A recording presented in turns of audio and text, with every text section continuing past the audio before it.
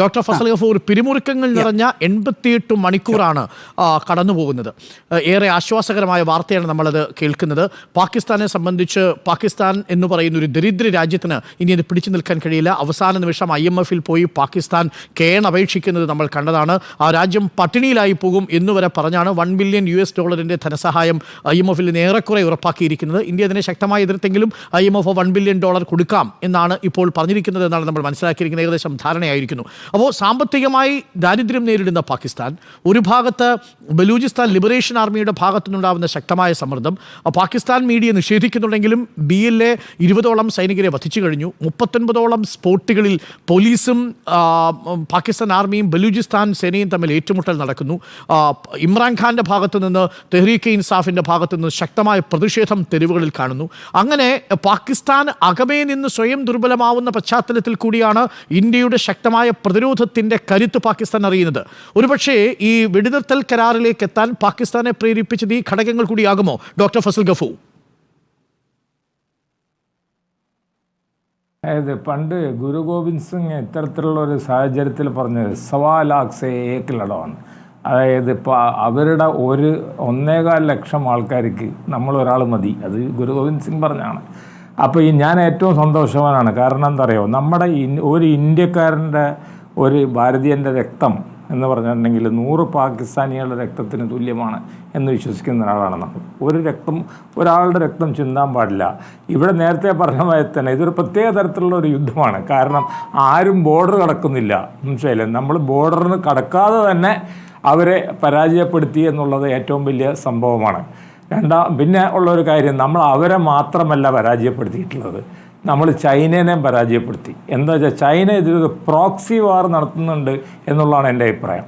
എന്താണെന്ന് വെച്ചാൽ ഞാൻ പറയാം, അവരുടെ മുൻനിര മനസ്സിലായില്ലേ, മറ്റേ മിസൈൽ എയർഡോം അല്ല, എന്നാലും അത്തരത്തിലുള്ള ഒരു കവചം സൃഷ്ടിച്ചു നോക്കി. നമ്പർ 2 അവരുടെ J-10 ഫൈറ്റർ, അത് നമ്പർ 1 ഫൈറ്റർ ഇതിൽ പെട്ടതാണ്. അല്ലെങ്കിൽ ചിലപ്പോൾ നമ്മൾ ഫോർത്ത് ഇതിലുള്ള വരുന്ന ഫൈറ്ററാണ് J-17 JF-17 ജോയിൻറ്റ് ഫൈറ്റർ. അതൊക്കെ റഫാലിനൊക്കെ തുല്യമാണെന്ന് അവർ ഭയങ്കരമായിട്ട് പറഞ്ഞിരുന്ന സംഭവങ്ങളാണ്.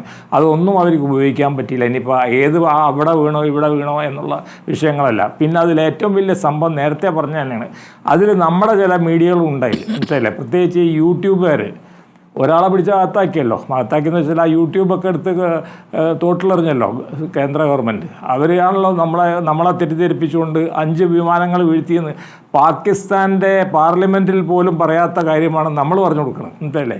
ഞാൻ പാകിസ്ഥാൻ പാർലമെൻറ്റിൻ്റെ ചില പ്രൊസീഡിങ്സൊക്കെ കണ്ടിട്ടുണ്ട്. അവിടെ ശരിക്കും പറഞ്ഞാൽ അവിടെ തന്നെ സറണ്ടർ ചെയ്യണം. അവരുടെ ഓരോ ഡയലോഗ് കേട്ടാൽ, പണ്ട് സുൽഫിക്കർ അലി ഭൂട്ടോ പാർലമെൻറ്റിൽ കയറി പറഞ്ഞ് we will conduct 1000-year war എന്ന്.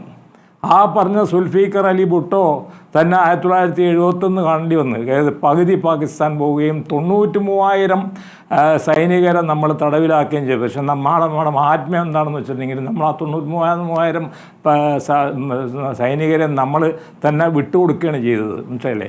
ഇപ്പോൾ തന്നെ നിങ്ങൾ കാണിച്ചുകൊണ്ടിരിക്കുന്നുണ്ട് അമേരിക്ക ഇതിൽ ഇടപെട്ടിട്ടില്ല എന്ന്. അത് ഏറ്റവും വലിയ വിജയമാണ്.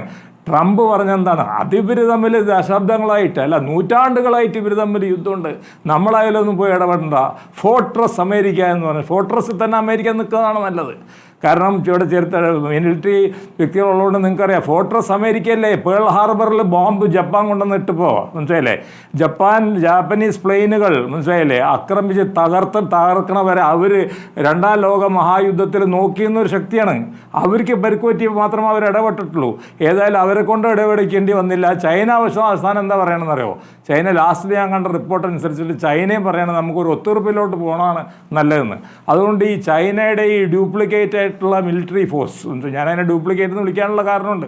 അതിൽ പകുതി റഷ്യനാണ്, പകുതി ചൈനയിൽ ഉണ്ടാക്കിയതാണ്, പകുതി കട്ടുണ്ടാക്കിയതാണ് എന്നുള്ള വിശ്വാസമാണ് എനിക്കുള്ളത്, ഇവരുടെ ഈ ജോയിൻറ്റ് ഫൈറ്റർ പ്രോജക്റ്റൊക്കെ. അപ്പോൾ ആ നിലക്ക് നമ്മളെ സംബന്ധിച്ചിടത്തോളം നമ്മുടെ രക്തമൊന്നും ചിന്തിയില്ല. വളരെ കുറച്ച് മാത്രമേ കാഷ്വാലിറ്റീസ് നമുക്ക് ഉണ്ടായിട്ടുള്ളൂ. അതേസമയം ലോകത്തിൻ്റെ മുന്നിൽ നമ്മൾ വലിയൊരു വിജയം നേടി. പിന്നെ നമ്മൾ അങ്ങനെ പ്രൊപ്പഗാൻഡ അൽ ജസീറ പറഞ്ഞോന്നും അല്ലേ, അതിലൊന്നും കാര്യമില്ല. കാരണം നമ്മളിത് ഫോളോ ചെയ്ത് നോക്കുമ്പോൾ വെസ്റ്റേൺ മീഡിയ ഞാനും ഫോളോ ചെയ്യുന്നുണ്ട്. വെസ്റ്റേൺ മീഡിയ നമ്മൾ ഫോളോ ചെയ്യുമ്പോൾ അവർ വ്യക്തമായിട്ടൊന്നും പറയുന്നില്ല അങ്ങനെ ഇന്ത്യയുടെ പരിക്ക് പറ്റിയെന്നോ അല്ലെങ്കിൽ ഇവരുടെ പരിക്ക് പറ്റിയ. ന്യൂയോർക്ക് ടൈംസിലൊക്കെ ചില റിപ്പോർട്ടുകൾ അൺസ്പെസിഫൈഡ്, അത് ഇവിടെ നമ്മളൊരു സാമുവൽ ഉണ്ട്, അദ്ദേഹത്തിന് മാത്രമല്ലേ റിപ്പോർട്ടുകൾ കിട്ടുന്നുള്ളൂ ഒറിജിനലായിട്ട്, മനസ്സിലായി. ബാക്കി ആർക്കും കിട്ടുന്നില്ല. സാമുവൽ ന്യൂസിന് മാത്രമേ ഇതൊക്കെ കിട്ടുന്നുള്ളൂ, ന്യൂയോർക്ക് ടൈംസിനൊന്നും കിട്ടുന്നില്ല. അപ്പോൾ അവർക്ക് മനസ്സിലായില്ലേ പറ്റിയിട്ടുള്ള ഒരു വലിയൊരു പരിക്കേൽപ്പിച്ചു. മാത്രമല്ല ഒരു വാണിംഗ് കൂടെ നേരത്തെ നമ്മുടെ ഡോക്ടർ അരുൺ പറഞ്ഞ മാതിരി any other act of terror is war എന്ന് പറഞ്ഞു, മനസ്സിലായില്ലേ. Any other act of terror will be considered as undeclared war. അവിടെ വാർ ഡിക്ലറേഷൻ ആവശ്യം ഉണ്ടാവില്ല, അതാണ് അതിൻ്റെ അർത്ഥം. മാത്രമല്ല ഡോക്ടർ ഫസൽ ഗഫൂർ, ഒരു കാര്യം നേരത്തെ മോഹൻപിള്ള സൂചിപ്പിച്ചൊരു കാര്യമാണ്, എനിക്ക് താങ്കളുടെ ഒരു അഭിപ്രായം കൂടി ഇതിൽ അറിഞ്ഞാൽ കൊള്ളാമെന്നുണ്ട്. താങ്കൾ ഈ പ്രദേശങ്ങളിലൊക്കെ പലയിടങ്ങളിലും സഞ്ചരിച്ചിട്ടുള്ള ആളാണ്, താങ്കൾ അവിടെ പഠിക്കുകയും ചെയ്തിട്ടുണ്ട് കുറച്ചു കാലം എന്ന് എനിക്ക് തോന്നുന്നു. അപ്പോൾ ഈ ഡോക്ടർ ഫസൽ ഗഫൂർ കാശ്മീരിലെ അതിർത്തി ഗ്രാമങ്ങളിലാണെങ്കിലും മാത്രം കേട്ട് പരിചയമുണ്ടായിരുന്ന ഈ ഷെല്ലാക്രമണത്തിൻ്റെ വാർത്തകൾ ഇന്നിപ്പോൾ 4 സ്റ്റേറ്റുകളാണ് തുടർച്ചയായിട്ട് പാകിസ്ഥാൻ ടാർഗറ്റ് ചെയ്തത്. കാശ്മീർ മാത്രമല്ല, തുടർച്ചയായിട്ട് പഞ്ചാബിലേക്ക്, അമൃത്സറിലേക്ക്, ജയ്സാൽമീറിലേക്ക്, രാജസ്ഥാൻ്റെ ജയ്സാൽമീറിലേക്ക്, പഞ്ചാബിലെ പല പ്രധാനപ്പെട്ട കേന്ദ്രങ്ങളിലേക്ക്, അമൃത്സറിലേക്ക്, ഫിറോസ്പൂരിലേക്ക് നിരന്തരം ഡ്രോണുകൾ അയച്ചുകൊണ്ടിരിക്കുകയാണ്. അതേപോലെ രാജസ്ഥാൻ്റെ ജയ്സാൽമീറിലേക്ക്, ബാർമറിൽ നിന്നൊക്കെ ഇന്ന് എടുത്തുകൊണ്ട് പോകുന്ന വലിയ മിസൈലിൻ്റെ ചിത്രങ്ങൾ നമ്മളിന്ന് പുറത്തുവിട്ടു, ANAയുടെ ദൃശ്യങ്ങൾ. വലിയ മിസൈലുകൾ അതേപടി വന്ന് ലാൻഡ് ചെയ്യുന്നു, പക്ഷേ അതിനു മുമ്പ് തന്നെ നമ്മളത് നിർവീര്യമാക്കുന്നു. പാടങ്ങളിൽ മിസൈലുകളും ഡ്രോണുകളും തകർന്നു കിടക്കുന്ന ദൃശ്യങ്ങളാണ് നമ്മൾ പ്രേക്ഷകരിലേക്ക് എത്തിച്ചത്. അല്പസമയം മുമ്പ് ആ ദൃശ്യങ്ങൾ കാണിച്ചു, ഒരിക്കൽ കൂടി ഞാനത് പ്രേക്ഷകരെ കാണിക്കാം. ഏതൊക്കെയാണ് ആ മിസൈലുകൾ തകർന്നു കിടക്കുന്നതിൻ്റെ വിഷ്വൽസ് പ്രേക്ഷകരെ കാണിക്കാം. അപ്പോൾ ഈ സമയങ്ങളിലൊക്കെ എങ്ങനെ പെരുമാറണം? സൈറൺ മുഴങ്ങുന്നു, കൃത്യമായ ആളുകൾ വീടിനുള്ളിൽ തന്നെ ഇരിക്കുന്ന സാഹചര്യം ഉണ്ടാവുന്നു. ആ രീതിയിൽ വലിയ സിവിലിയൻ കാഷ്വാലിറ്റി നമ്മുടെ ഭാഗത്തുനിന്ന് റിപ്പോർട്ട് ചെയ്യപ്പെട്ടിട്ടില്ല. പാകിസ്ഥാൻ നമ്മുടെ സിവിലിയൻ കേന്ദ്രങ്ങളെ ലക്ഷ്യമാക്കി വിട്ട ഡ്രോണുകളോ മിസൈലുകളോ സിവിലിയൻ കേന്ദ്രങ്ങളിൽ പതിച്ചൊരു കാഷ്വാലിറ്റിയും റിപ്പോർട്ട് ചെയ്തിട്ടില്ല. ഷെല്ലാക്രമണത്തിൽ നമുക്ക് ചില ജീവൻ നഷ്ടപ്പെട്ടു, അത് യാഥാർത്ഥ്യമാണ്. പക്ഷേ ഒരു മിലിറ്ററി പ്രിപ്പയർഡ്നെസ്, എങ്ങനെയാണ് ഈ സിവിൽ ഡിഫൻസ് സിസ്റ്റം ഒരുങ്ങുന്നത് എന്നതിനുള്ള ഒരു തെളിവ് കൂടിയാണ് ഡോക്ടർ ഫസൽ ഗഫൂർ. ആ അർത്ഥത്തിൽ നമ്മളെ 1971 ശേഷം ജനിച്ച സമൂഹത്തിന് ഒരു യുദ്ധസമാനമായ സാഹചര്യത്തിൽ എങ്ങനെയാണ് പെരുമാറേണ്ടത്, എങ്ങനെയാണ് ഒരുങ്ങേണ്ടത് എന്നതിനെക്കുറിച്ചുള്ള ഒരു ധാരണ കൂടി ഈ ഡ്രോൺ വാർഫെയർ സമ്മാനിച്ചിട്ടുണ്ട്, അല്ലേ ഡോക്ടർ ഫസൽ ഗഫൂർ?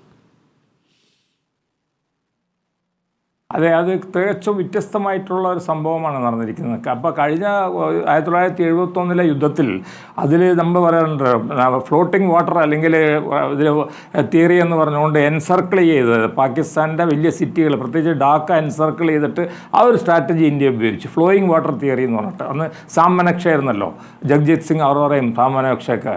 അതേമാതിരി ഇത് വേറെ സ്ട്രാറ്റജി നമ്മൾ ഉപയോഗിച്ചിരിക്കുകയാണ്. നമ്മുടെ സ്ട്രാറ്റജി എന്താണെന്ന് വെച്ചിട്ടുണ്ടെങ്കിൽ നമ്മുടെ പ്ലെയിനുകളും മറ്റുള്ള മിസൈലുകളും ലോഞ്ചേഴ്സൊക്കെ ഇന്ത്യൻ ഭൂമിയിൽ തന്നെ നിൽക്കുന്നു. അതേസമയം നമ്മൾ ഷീൽഡ് ഉപയോഗിച്ചുകൊണ്ട് ഇപ്പോൾ ഇവർ പറയുന്നുണ്ടല്ലോ അവിടെ അറ്റാക്ക് ചെയ്തു.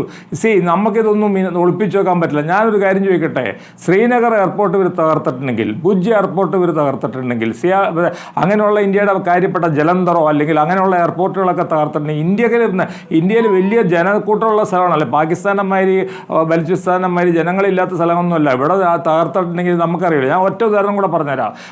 1965 യുദ്ധത്തിൽ ഇവർ വലിയ പ്രൊപ്പഗാൻഡ ചെയ്തു. എന്താണെന്നറിയോ? കറാച്ചിയിൽ നിന്ന് ഒരു പ്ലെയിൻ വന്നിട്ട് കൊച്ചിയിൽ ബോംബിട്ടെന്ന്. അന്ന് ഇത് എനിക്ക് വ്യക്തമായിട്ട് എനിക്കെല്ലാം ഓർമ്മയുണ്ട്. ഞാൻ കൊച്ചുകുട്ടിയാണ്. ഞാൻ 65 വാറിലും 71 വാറിലും 62 വാറും ഒക്കെ ഞാൻ ചെറുപ്പകാലത്ത് വീക്ഷിച്ചിട്ടുള്ള ഒരു വ്യക്തിയാണ്. അത് വീക്ഷിച്ചെന്ന് വെച്ചിട്ടുണ്ടെങ്കിൽ പുറത്തുനിന്ന് പത്രമല്ലേ ഉള്ളൂ, അതിലൂടെ പോയി വന്ന് മനസ്സിലാക്കുന്നത്, മനസ്സിലായി.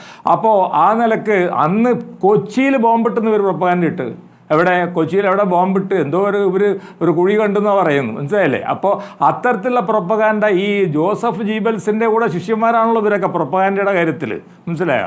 അപ്പോൾ ആ നിലക്ക് ഇവർ തൊടുത്തുവിട്ടിട്ടുള്ള പ്രൊപ്പഗാൻഡ എൻ്റെ വ്യക്തിപരമായ അഭിപ്രായത്തിൽ ഞാൻ മറ്റുള്ള ഗാർഡിയനോ അല്ലെങ്കിൽ ന്യൂയോർക്ക് ടൈംസിൻ്റെയൊക്കെ ഹെഡിങ്ങൊക്കെ നോക്കുന്നു, മനസ്സിലായില്ലേ? അങ്ങനെ നോക്കുമ്പോൾ അങ്ങനെ ഒരു വിജയം പാകിസ്ഥാൻ ഉണ്ടായതായിട്ട് അറിയില്ല. മാത്രമല്ല ഇസ്ലാമിക രാഷ്ട്രങ്ങളിൽ നമുക്ക് തന്നെ അറിയാം, അസർബൈജാനും അല്ലെങ്കിൽ അങ്ങനെ മറ്റേ തുർക്കി അല്ലാതെ ബാക്കി 57 രാഷ്ട്രങ്ങളുണ്ട്.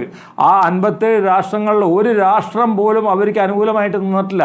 സൗദി അറേബ്യ ഇതിൽ ഉടനെ യുദ്ധം നിർത്തണമാണ് പറഞ്ഞത്. മാത്രമല്ല മുമ്പ് ഒറ്റ കാര്യം കൂടെ, മുമ്പ് റിപ്പോർട്ടറിൽ പറഞ്ഞ മാതിരി ഒരു രസമുണ്ട്.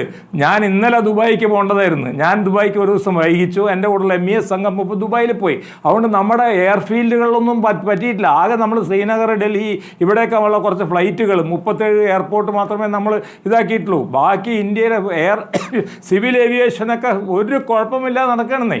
ഇന്ന് വരെ കാലിക്കറ്റിലും ട്രിവാൻഡ്രത്തും ഒക്കെ ഫ്ലൈറ്റുകൾ ഗൾഫിൽ നിന്നും യൂറോപ്പിൽ നിന്നൊക്കെ ലാൻഡ് ചെയ്തിട്ടുണ്ട്. അപ്പം നമ്മളെ സംബന്ധിച്ചിടത്തോളം സാമ്പത്തികമായിട്ട് വരെ ഒരു നഷ്ടമില്ലാതെ ഉള്ള ഒരു യുദ്ധമാണ് നടന്നിരിക്കുന്നത്. കറക്റ്റ്.